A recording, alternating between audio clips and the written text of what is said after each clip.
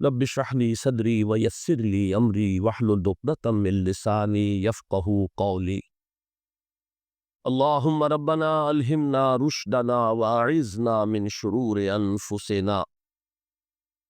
اللهم ارحمنا بالقرآن العظيم. اللهم اجعله لنا اماما ونورا وهدى ورحمة.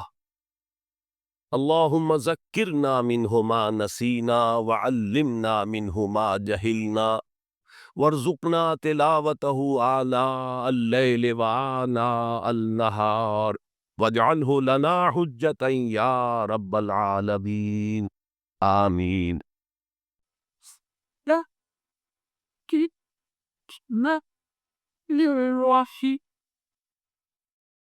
اگر اب تک آپ نے ہمارے YouTube چینل کو سبسکرائب نہیں کیا تو ابھی سبسکرائب کریں اور ساتھ ہی بیل آئیکن کے بٹن کو دبائیں تاکہ آنے والی ہر اسلامک بیان کی ویڈیو اور اسلامک واقعات کی ویڈیوز آپ کو وقت پر ملتی رہیں۔ لیکن دونوں میں آیت نمبر 35 سورہ احزاب کو بھی سورہ بور کو نہایت اہم ہے، ایمان کی حقیقت اور اسلام کی کیفیات کے بارے میں۔ الزانیۃ والزانی فاجلدوا من کل واحد منہما 100 جلدہ، زنا کرنے والی عورت ہو خواہ زنا کرنے والا مرد ہو، ہر ایک کو ان میں سے 100 پورے مارے جائیں۔ ولا تأخذکم بہما رأفۃ فی دین اللہ، اور تمہیں اللہ کے اس دین کے معاملے میں نہ روک دے کوئی شے ان کے اوپر مہربانی کے راستے سے، نہ تمہیں روک لے پکڑ لے، لا تأخذکم بہما، ان کے ساتھ نرمی اور ان کے ساتھ شفقت، فی دین اللہ، اللہ کے دین میں۔ یہ اللہ کا دین ہے، اللہ کی شریعت ہے، یہ اللہ کی حد ہے، اور اس حد کے اجرا میں کسی کی ہمدردی، کسی کے ساتھ تمہارا تعلق، تمہاری نزدیکی نرمی، تمہاری شفقت یہ کہیں آڑے نہ آ جائے۔ ان کنتم تؤمنون باللہ والیوم الآخر، اگر تم ایمان رکھتے ہو اللہ پر اور یوم آخر پر۔ یہ جو حد ہے یہ ہے اصل میں زانی زانیہ جو غیر شادی شدہ، اس کے لیے 100 کوڑے، یہ حد ہے جو قرآن میں آئی ہے۔ زانی اور زانیہ اگر شادی شدہ ہے تو اس کی حد قرآن میں نہیں ہے، لیکن وہ سنت رسول صلی اللہ علیہ وسلم سے ثابت ہے۔ اور شریعت اسلامی کا چونکہ جو اس کی سورسز ہیں، اس کی ایک بنیاد ہے اللہ کی کتاب،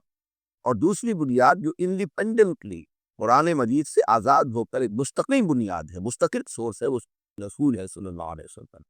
تو رجم کا جو حکم ہے وہ سنت سے ہے، اور جیسا کہ میں آپ کو بتا چکا ہوں اصل میں یہ اس قاعدہ کلیہ کے تحت ہے کہ سابقہ شریعت میں، شریعت وسطی میں بعض احکام وہ تھے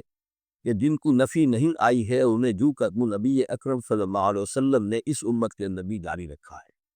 ان میں سے یہ 2 حکم جو ہے بہت اہم ہے، ایک قتل مرتد کا حکم ہے، اور دوسرے زانی اور زانیہ جو شادی شدہ ہو اس کے سنسار کیے جانا۔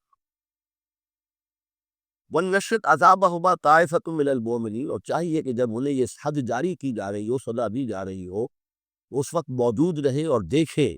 ایک کچھ لوگ اہل ایمان میں سے، یعنی یہ پبلک میں ہو۔ اس لیے کہ اصل میں جو فلسفہ ہے اسلام میں جو سزاؤں کا اور تعزیرات کا، حدود کا، وہ بیٹرنٹ کا ہے کہ ایسی سزا ہو کہ مجھ سے بہت سو کو عبرت کی۔ اگر آپ نے علیحدہ جان تک کہیں کمرے کے اندر کسی کو پھانسی دے دی، ٹھیک ہے، وہ پتہ چلا کہ مر گیا، ویسے بھی مر جاتے ہیں لوگ، حادثے میں مر جاتے ہیں، فوت ہو جاتے ہیں، لیکن یہ ہے کہ اگر سر عام دار پر لٹکایا گیا ہو تو اب کتنے لوگوں کو، دیکھنے والوں کو عبرت ہوگی اور ہوش ٹھکانے آ جائے گا۔ یہ فلسفہ ہے اسلام کا، تو تاکہ ایک آدمی کو سزا دی جا رہی ہو تو ہزاروں کو اس سے عبرت آئے۔ الزانی لا ينکح الا زانیۃ او مشرکۃ، کسی زانی شخص کے لیے روا نہیں ہے کہ وہ شادی کرے مگر کسی زانیہ عورت سے یا مشرکہ سے۔ یہ کسی قانون کے درجے میں بات نہیں ہے، بلکہ یہ ایک اخلاقی طور پر گویا کہ تعلیم دی جا رہی ہے کہ زانی لوگ تو اسی کے، یعنی ان کا حال تو ایسا ہے کہ انہیں تو مستحق اگر ہے تو شادی کے کسی زانیہ سے یا مشرکہ سے۔ والزانیۃ لا ينکحها، اور زانی عورت ہو تو وہ بھی اس لائق نہیں ہے کہ اس سے کوئی نکاح کرے مگر صرف بدکار مرد یا مشرک۔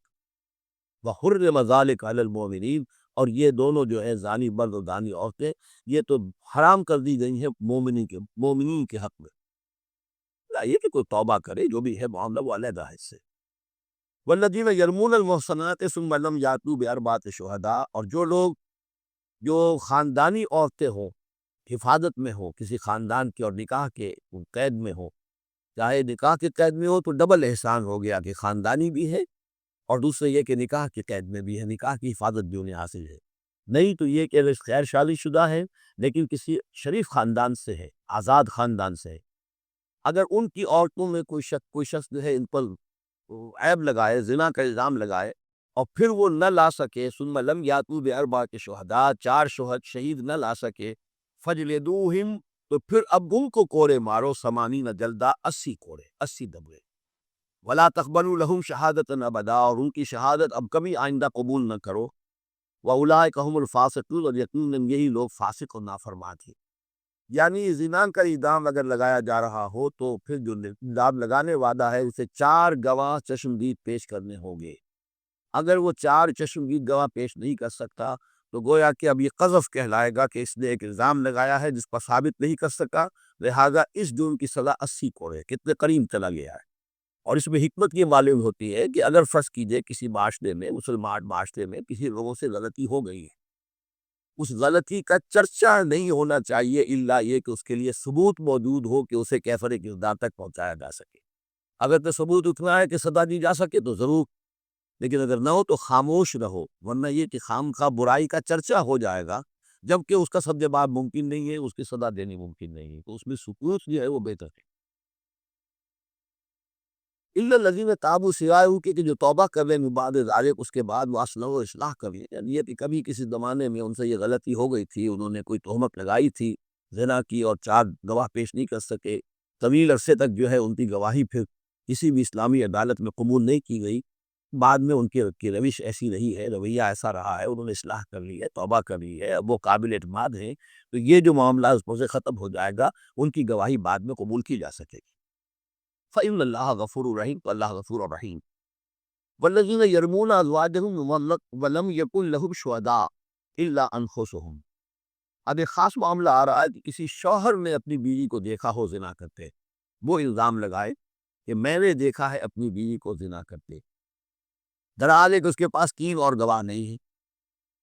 لیکن چونکہ یہ معاملہ ہے شوہر اور بیوی کا، اگر کسی اور عورت کا ہوتا تو اس کے اوپر 80 برے لگتے، اس کو اس نے الزام لگایا ہے، چاہے کشمدید ہے، چاہے اس نے دیکھا ہے، لیکن 3 گناہ اور نہیں لا سکا، 3 گواہ نہیں لا سکا ہے تو درے لگیں گے 80، لیکن معاملہ کیونکہ بیوی کا ہے، اس کے لیے خاص قانون ہے، اس کو لعان کہتے ہیں۔ وہ یہ ہے کہ والذین یرمون ازواجہم، جو الزام لگائیں زنا کا اپنی بیویوں پر، ثم ولم یکن لہ شہداء، اور ان کے پاس گواہ موجود نہ ہو، الا انفسہم، سوائے ان کی اپنی جانوں کے، انہوں نے خود دیکھا ہے، فشہادۃ احدہم 4 شہادات باللہ، تو یہ ایک شخص کی گواہی بھی 4 گواہیاں شمار کی جائیں گی جبکہ وہ قسم کھائے اللہ کی، انہ لمن الصادقین، کہ وہ سچا ہے، حلفیہ بیان کرے۔ والخامسۃ، اور 5ویں بات یہ کہ وہ یہ کہے کہ ان لعنت اللہ علیہ ان کان من الکاذبین، کہ اگر میں جھوٹا ہوں تو مجھ پر اللہ کی لعنت۔ 4 مرتبہ قسم کھا کر گواہی دینا گویا کہ 4 گواہوں کی گواہی کے قائم مقام ہو جائے گا، جبکہ پھر وہ یہ بھی کہے کہ اگر میں جھوٹا ہوں تو اللہ کی لعنت مجھ پر ہو، لعنت اللہ علی الکاذبین ان کان من الکاذبین، وَيَدْرَؤُ عَنْهَا الْعَذَابَ، اب عورت کیا کرے گی جس کے وہ اس کی بیوی جو ہے اس کو بھی الزام لگایا گیا ہے، اگر وہ اس پر سے عذاب ٹل جائے گا، ٹل جائے گی سزا اور یہ حد عورت سے، ان تشہد 4 شہادات باللہ، کہ وہ بھی قسم 4 مرتبہ کھائے اللہ کی، انہ لمن الکاذبین، کہ یہ میرا شوہر جو مجھ پر الزام لگا رہا ہے جھوٹا ہے، والخامسۃ، اور 5ویں بات وہ یہ کہے ان غضب اللہ علیہا ان کان من الصادقین، کہ اگر میرا یہ شوہر اس الزام میں سچا ہے تو مجھ پر اللہ کا غضب آئے۔ اس انداز میں پھر یہ کہ عورت کے اوپر پھر حد جاری نہیں ہوگی، اور اگر شوہر کے 4 قسمیں کھا کر الزام لگانے اور پھر یہ کہ اللہ تعالیٰ کی لعنت اپنے اوپر طلب کرنے اگر جھوٹا ہو، اس کے بعد اگر بیوی خاموش رہتی ہے، وہ جوابی طور پر قسم نہیں کھاتی 4، اور نہ یہ کہتی ہے کہ اگر یہ سچا ہو تو مجھ پر اللہ کا غضب ہو، تو پھر اس پر حد جاری ہو جائے گی، لیکن اگر وہ بھی قسم کھا لے 4 قسمیں، اور یہ کہ ساتھ ہی یہ بھی کہے کہ اگر یہ سچا ہو، واقعی اس کا الزام درست ہو مجھ پر، تو مجھ پر اللہ کا غضب نازل ہو جائے، تو پھر یہ کہ عذاب ٹل جائے گا، دنیا کی سزا اس نے